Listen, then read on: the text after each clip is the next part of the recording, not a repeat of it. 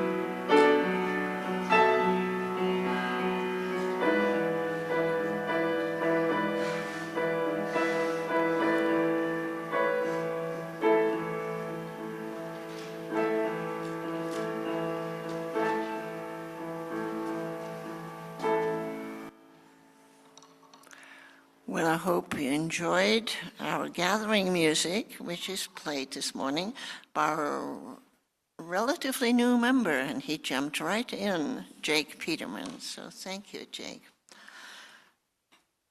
Good morning to you all here in person and all of those on Zoom back there.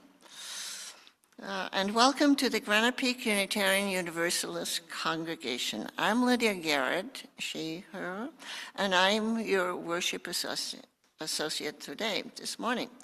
We extend a warm welcome to all of you. We are glad you're able to join us here in person, and I hope that you enjoyed a happy and peaceful Thanksgiving feast. And of course, we hope that you're all in good health. It's good to be together, and it's wonderful to see so many familiar faces. And I think maybe also a newcomer or two. A special welcome to you. Would any of the visitors feel comfortable to introduce yourself? Maybe let us know what brought you here, right there. So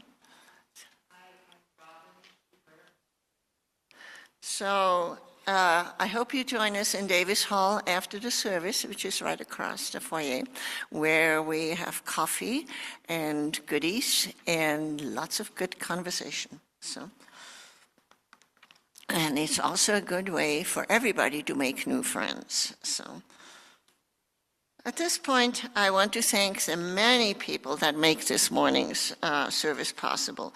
Our musician, Jake Peterman, particularly, Martin on AV, and all the Sunday morning volunteers, from greeters to coffee makers, putting out the signs for the parking lot, and on and on. You make the service go smoothly, and we couldn't do without you.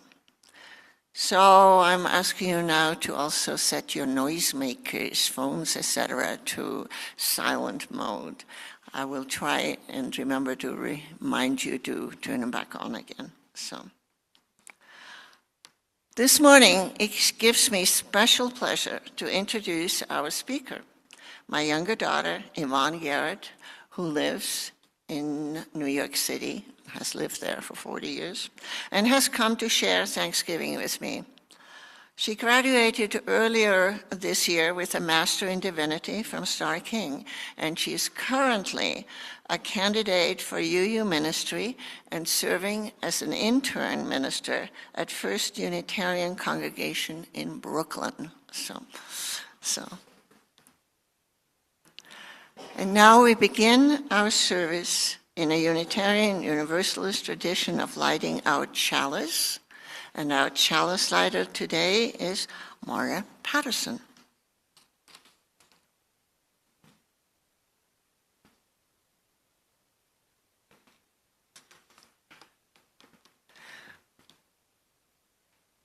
We light this chalice, a symbol of our heritage, in gratitude for this beloved community. Thank you.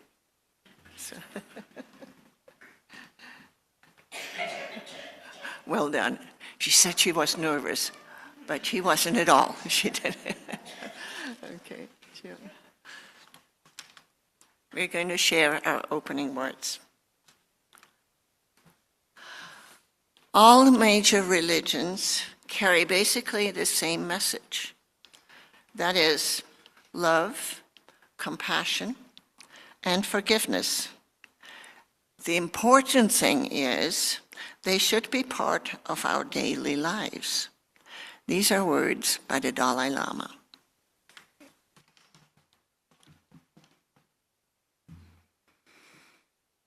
And I want to share with you some words from the president of the Unitarian Universalist Association, the Reverend Dr. Sophia Betancourt. I would like my life to be resonant to those who would be guided by values similar to mine. I would like to remain open to new interpretations of what it means to love as if it matters to people other than myself, and for that community to whom it matters to be larger with every passing day. I want to live challenged and inspired by the things we collectively hold most dear in our liberal and liberating tradition. And for me, that lightens the challenging times like these days. It gives me resources to combat despair, and it reminds me that I am never alone, and that by my living, I can make room for someone else to thrive. Now I'd like to invite you to please stand in body or spirit as you are willing and able, and join me in singing our hymn number 121 in the gray hymnal, We'll Build a Land.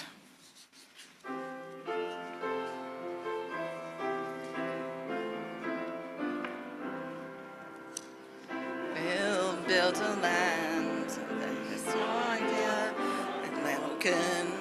We'll build a land where the captives go free. The oil of gladness dissolves all mourning. Oh, we'll build a promised land that can be. Come build a land where sisters and brothers anointed by God may then create peace, where justice shall roll down like waters, and peace like an ever-flowing stream. We'll build a land where we bring the good tidings to all the afflicted and all those who mourn, and we'll give them garlands instead of ashes. Oh, we'll build a land where peace is born. Come build a land where sisters and brothers anointed by God may then create peace, where justice shall roll down like waters, and peace like an ever-flowing stream. We'll build a land building up ancient cities, raising up devastations from old, restoring ruins of generations. Oh, we'll build a land of people so bold. Come build a land where sisters and brothers, anointed by God, may then create peace, where justice shall roll down like waters, and peace like an ever-flowing stream. Come build a land where the mantles of praises resound from spirits once faint and once weak, where like folks just stand her people. Oh, come build the land by people we seek.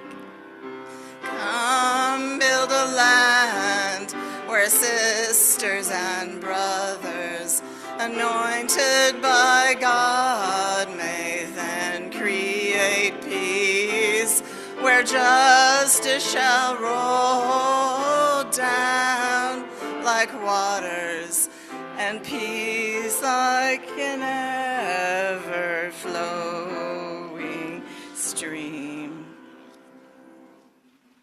Yep. You're right here, Mama.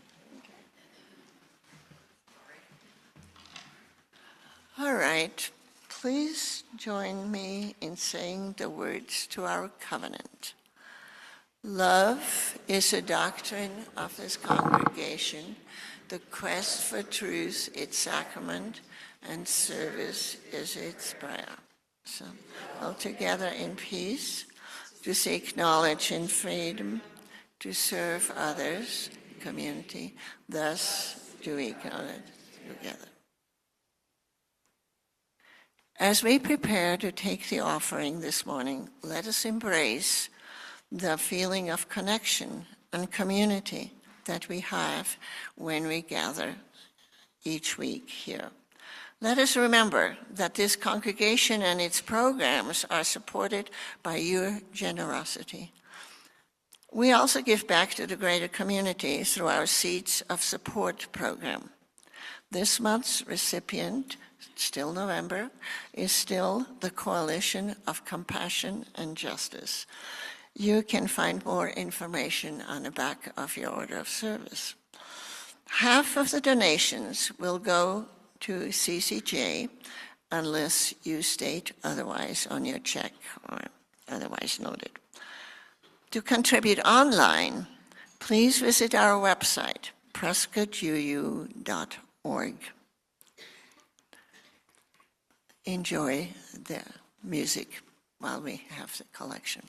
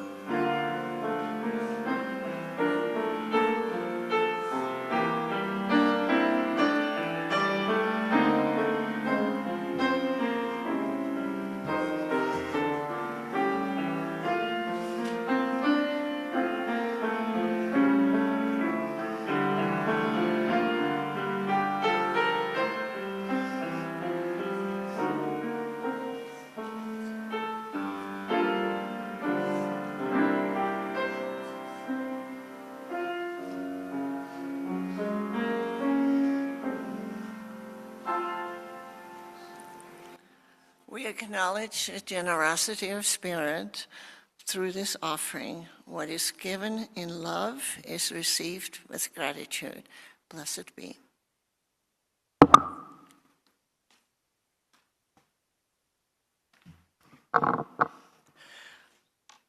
Our beloved community is the heart of Garrett Peak Unitarian Universalist congregation. As we experience a time of meditation and music, we will take a few moments to silently acknowledge the joys and concerns of our hearts and minds. If there is an event which moves you to joy or concern, hope or gratitude, I invite you to come forward silently and drop a stone from the dish into our communal water as an affirmation of our connection to one another. And I'm going to drop one for Drew for his yesterday's 99th birthday. If you're on Zoom, Drew, I hope you had a nice birthday.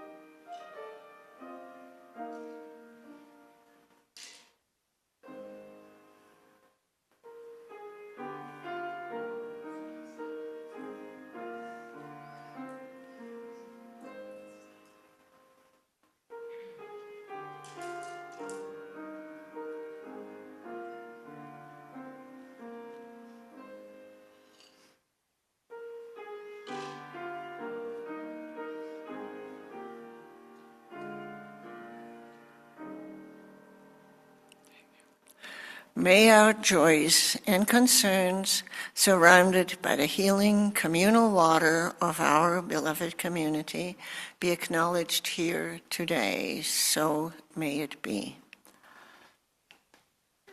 So, Yvonne is going to lead us in this dance. Hey folks, I encourage you to join me in singing the meditation on breathing, which is number 1009 in your teal hymnal, and obviously up on your slides as well.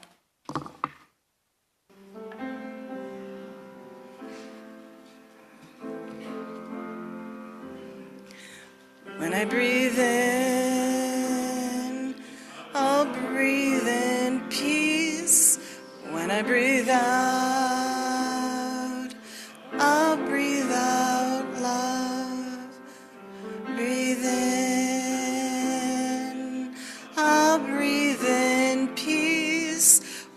I breathe out, I'll breathe out love.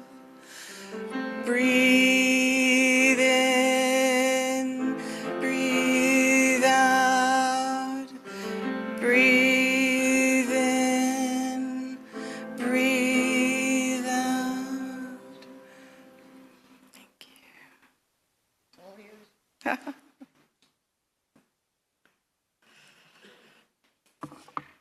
I was trying to decide between the paper or the electronic this morning, and I'm going to let my iPad sit there and just go with the old-fashioned paper. Good morning, everyone.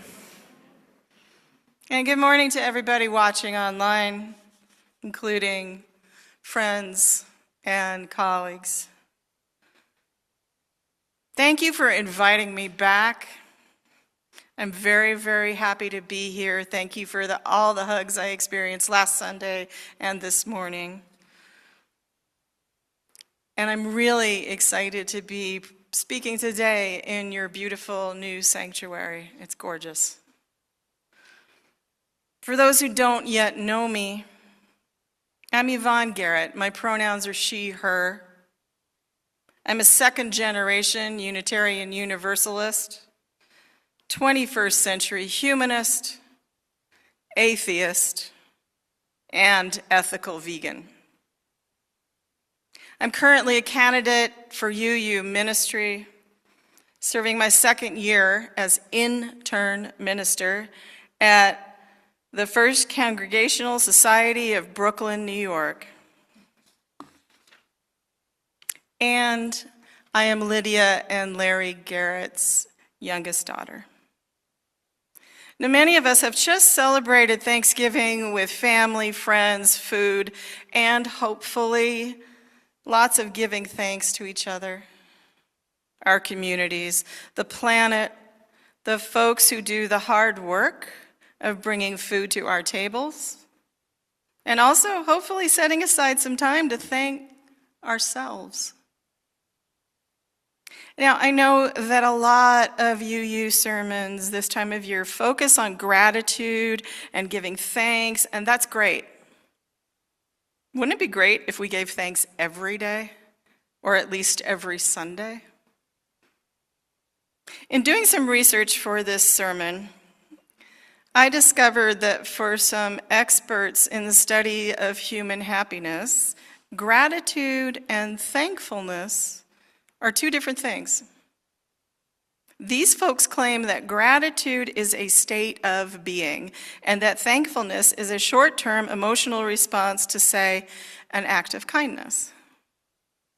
They have a lot more to say about all of this, but I'll let you do that Google search on your own. I don't agree with these folks. For me, thankfulness and gratitude are often the way we talk about the same thing. If we're going to get you here, let's look at the dictionary definitions. To be thankful is to be conscious of benefit received, expressive of thanks, and to be well pleased. I like that one, to be well pleased. Gratitude is similarly defined as the state of being grateful, thankfulness. So in that sense, thankful is an adjective and gratitude is a noun. But really, they are describing the same thing. And to me, the state of being thankful is directly connected to our UU values, which center on love. When we acknowledge that we are thankful, we are acknowledging that part of us that is loving, that part of us that is loving. The same experts who attempted to separate thankfulness from gratitude did provide some useful information.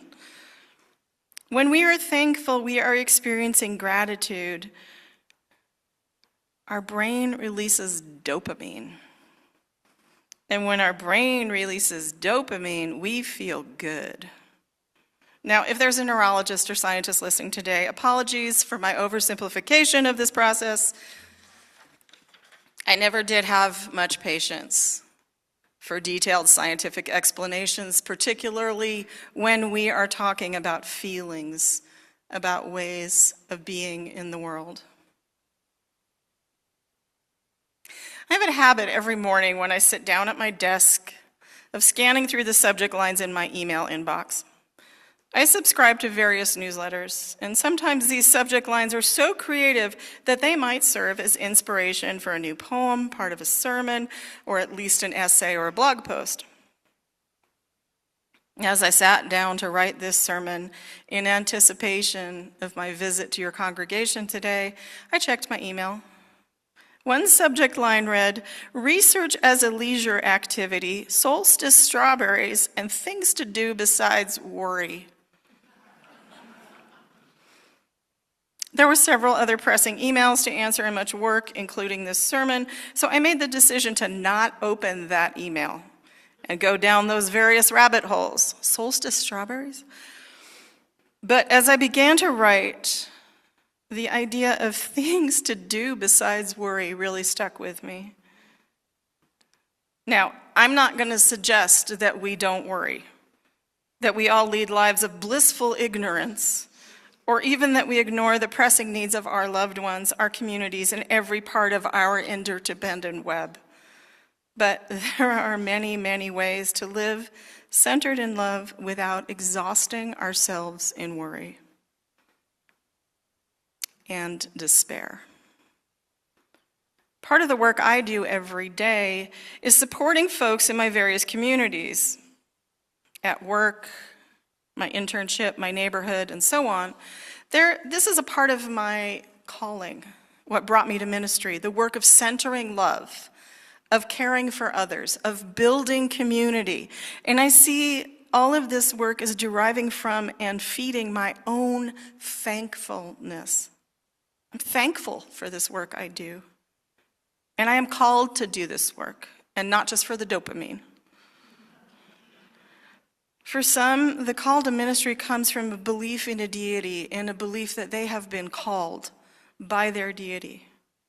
For some of us, it's just a deep feeling that moves us into action, to pay attention, to listen, to care, to actively love this world, to be open to inviting others into community, and to care for those who may not have the same access to community that many take for granted. A part of my path to ministry has required learning to participate in what I call active forgiveness. Forgiveness towards others and myself. It is not easy to do. But for me, as for many folks, forgiveness is part of love. Loving others, the world, and myself.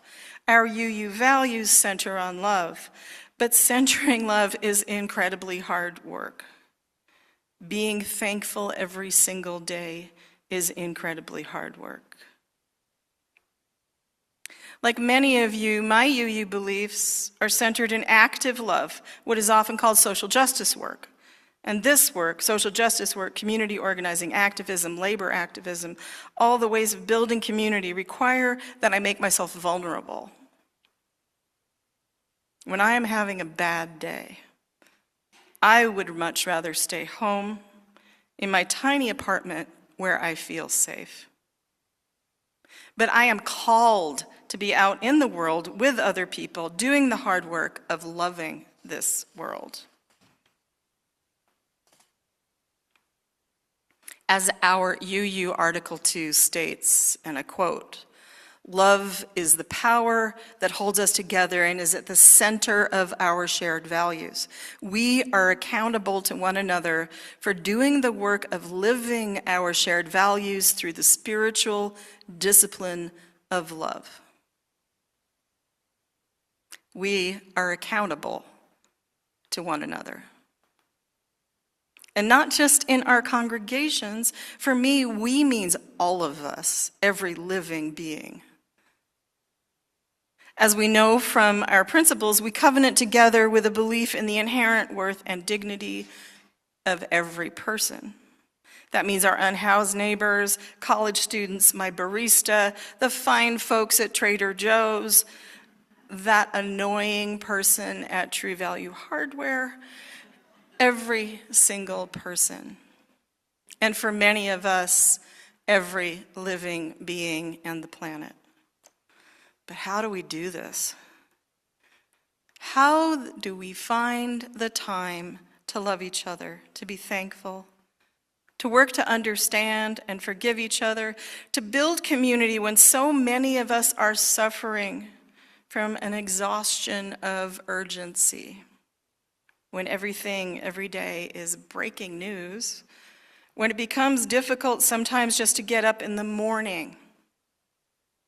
Centering love, centering kindness, centering thankfulness, centering forgiveness can be exhausting work. But it can also fill us with joy, transformative joy of connection, the joy of experiencing someone else's smile, a deep glance into each other's eyes, even a stranger's, that necessary spiritual food we all need as human beings. So many of us are exhausted by this world. Not just the everyday balancing of work and family and all the many, many obligations we have, but by so many issues that weigh heavy on our hearts. For those of us who do follow the news cycle, it can feel like a daily descent into disaster and despair. And I'll go off script for a minute and send my love to the people of California, and the people of Ukraine, and the people of Gaza, and the people of Chicago, and the National Guard families, and the people of Afghanistan. And the list gets longer and longer. Many of us are deeply affected by the ongoing challenges to our rights, our identities, our families, our neighbors, our education, student loans, Medicare, and so very much more. It can be hard to find hope. It can be hard to know what to do, even for those of us who are used to shifting from shock and sadness into activism. There are wars, famine, fires, floods, a seemingly endless tide of desperate migrations of people, and underlying all of this, the climate disaster that can make even a simple commute or a day at the beach a reminder of a challenging future. And now I'm asking you to be thankful too? It's a lot, I know. So let's just breathe for a moment. Just breathe. Just breathe.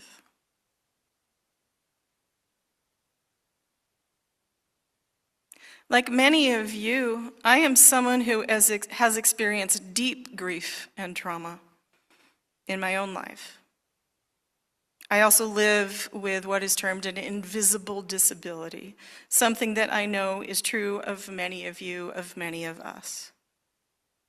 But I am also someone who is thankful every day, not just for all the good things, all of the many privileges in my life, all of my loved ones, but I am also thankful for the struggles. I know it sounds trite.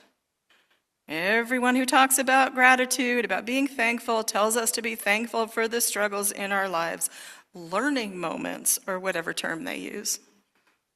And I want to say yes. Life sucks sometimes. It does. And for some of our human and animal family, life sucks all of the time. So how do we find that road to that dopamine release? When I find myself in moments of despair or debilitating rage, I turn to my own sacred texts. Because yes, we atheists also have our own sacred texts. There are so very many, but for this sermon, I was partly inspired by the New York comedian Josh Johnson. If you don't know who he is, Google him and watch his videos. He recently did a routine on robots. that really was about our striving for convenience. I'm paraphrasing a lot here, but Johnson suggests that rather than embracing every form of technology that can supposedly save us time and effort, for those of us who can cook and clean and make music and tell stories, and yes, I'm expanding on his words here, that instead of letting robots or AI take care of these things for us, that instead we lean into each other. We lean into inconvenience because every moment that we are experiencing inconveniences, we are alive. They are part of living. Now, anyone who knows me knows that I'm someone who talks to strangers all the time, not in a weird way. And when I think of all the wonderful conversations I've had, even some of the friends I've made while standing in line or online, as we say in New York City, waiting at airports or walking instead of taking an Uber when the subway suddenly isn't running, the memories are less about the wasted time, the annoyance, and nearly always about the interactions with other people, the stories I've heard, the comfort I could provide, and yes, I am thankful. I'm also thankful for the words of poet and writer Ross Gay. Some of you may know him from NPR, some of you may know him from his Book of Delights and his second Book of Delights. He has a lot to say about delight, about gratitude, about loving being alive. In his poem, The Catalog of Unabashed Gratitude, he writes about squeezing every last drop of joy out of our lives. I want so badly to rub the sponge of gratitude over every last thing. He explains that this urgency to savor every last thing comes from an awareness that every moment will soon pass, it will never come back, and that the only power he has in the face of loss is what he does right now in the moment. He is urgent in his calling to love every second. While he writes about being thankful, about gratitude, he also says, and I quote, "Maybe my subject is really this thing called joy. And the way that I perceive it or think of it is fundamentally informed by the fact that we are going to die. It's fundamentally informed by the sorrows that you do not actually get to escape by being a creature, and it's just like that's part of the deal. We get to do that. And that kind of understanding of the possibilities of reaching toward one another in the midst of that understanding of the sorrows, to me, is luminosity, it's joy. Joy, thankfulness, gratitude, the release of dopamine, learning to center love, practicing active forgiveness, practicing active thankfulness. To return to Ross Gay's words, the ways we witness our world can make it beautiful, and in that interaction of perception, there is a relationship. And the way we tend to that relationship is the way we tend to our world. The way we tend to our world. We are interdependent beings. We need each other. There is massive inequity, injustice, and so much pain in this world. It seems like every day the list of urgent needs grows longer. But imagine how much harder it would be to find any slice of joy in our day if we don't invite others in. Imagine how much lighter the work becomes when we build those bridges, open our doors and our hearts. When we learn to forgive ourselves and others. When we stop to say thank you to others, to ourselves, to this whole glorious world, when we do things besides worry. Nancy MacDonald Ladd says the central call for humanists like me should not be one that is all that unfamiliar to theist Unitarian Universalists. Not to live as if we are loved beyond measure, but to live as if we ourselves are capable of loving beyond measure, no matter what. We are accountable to one another. Let us move forward with love.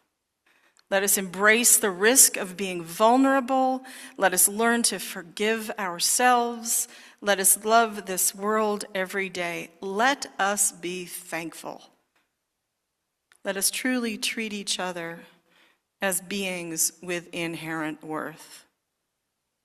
Love has the power to heal what is broken, even in troubled times. As we come together during these holidays, let us be thankful.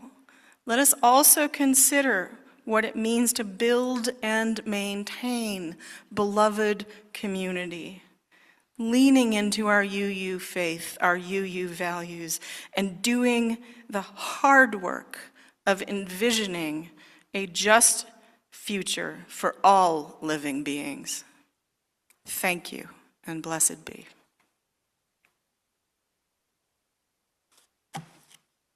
And now please stand as you are willing and able, and join me in singing hymn number 131 in the gray hymnal, Love Will Guide Us.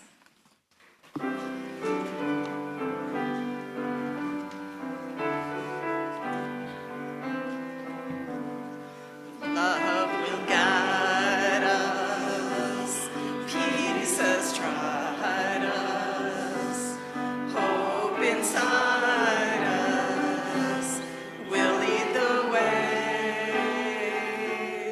on the road from greed to giving. Love will guide us through the hard night. If you cannot sing like angels, if you cannot speak before thousands, you can give from deep within you. You can change the world with your love. Love will guide us. Peace has tried us.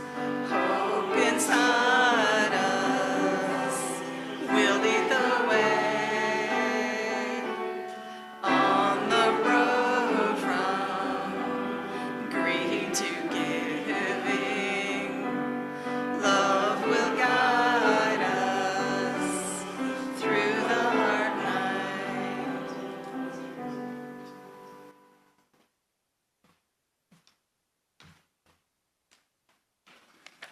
Thank you, visiting daughter and preacher, for this morning.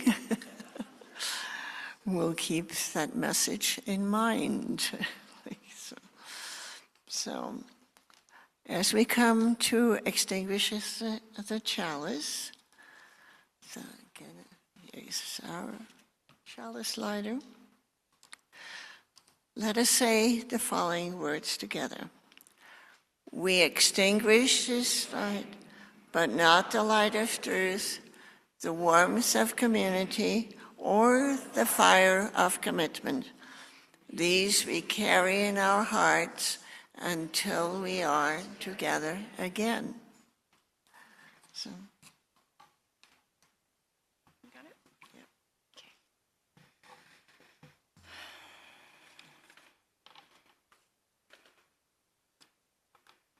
If you've still got the energy, I invite you to rise in body or in spirit and join hands with your neighbors.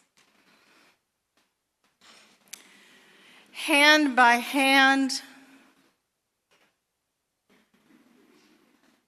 We touch those who are here with us and those who no longer are. And hand over hand, we build community. We each have gifts that make a difference. In this coming week, may you do at least one thing to support the broken, to welcome the stranger, to celebrate what is worthy, to do the work of justice and love. Be strong, be connected, be thankful. Know that you are loved. Open your heart to a world in need of healing. Amen, and blessed be.